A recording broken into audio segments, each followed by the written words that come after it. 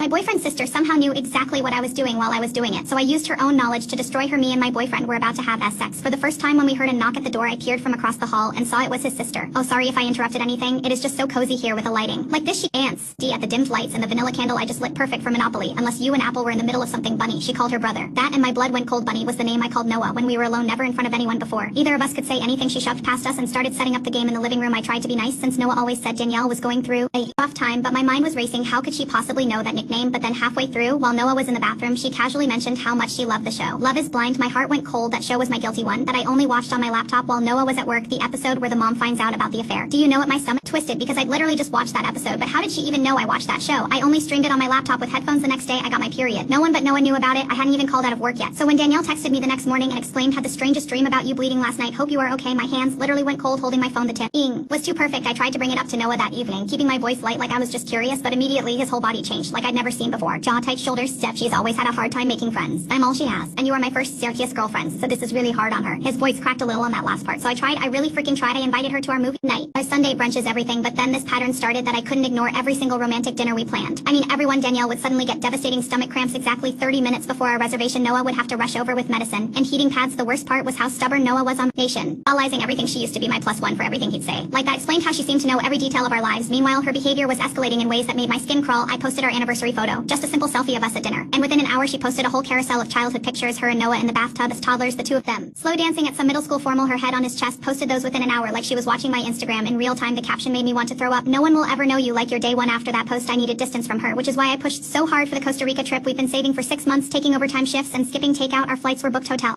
paid for, everything perfect until 2 days before leaving when my phone lit up with Noah calling from his car. I could hear Danielle hyperventilating in the background. She says she can't live without me for a whole week, he said. And I already knew what was coming. She is having a panic attack. April, a real one. I've never seen her like this. We canceled the trip, lost 75% of our money 2 days before our flight, the exact window to lose the most money. That night she posted a photo of us, except I was cropped out with the caption, nothing better than sibling time. When I showed him, Noah looked genuinely torn and said, I love you so much, but she is fragile and I am scared of what she'll do. So I kept it together for Noah until the day I was sitting on the toilet and decided to play Candy Crush. I hadn't played in months, and I'd last made it to level 367, but when the game loaded my heart dropped. I was suddenly on level 950. An awful gut feeling washed over me, and after doing some digging I found an app I didn't recognize buried in my accessibility settings. Family Safety Monitor. I googled it with my laptop. It was black market spyware that mirrored everything, text, photo searches, even let it content, and it can see through your camera. And guess when it was installed? 4 months ago, right after Danielle helped me fix my phone when it was acting weird. That one time I sat there for an hour, half associating, half deciding what to do. The obvious answer was to call the cops, but I am Mexican with no proof that this was her. She'd cry about being worried, wanting to be close, and they call it family. That is when the idea hit me. If she was watching everything on my phone, I could use that against her. I scheduled a fake appointment at Planned Parenthood and texted my mom. Noah doesn't know yet, but I am pregnant. I am going to abort this. 15 minutes later, there was a knock at the door. It was Danielle. Isn't there something Noah should know? Full story on channel, link below.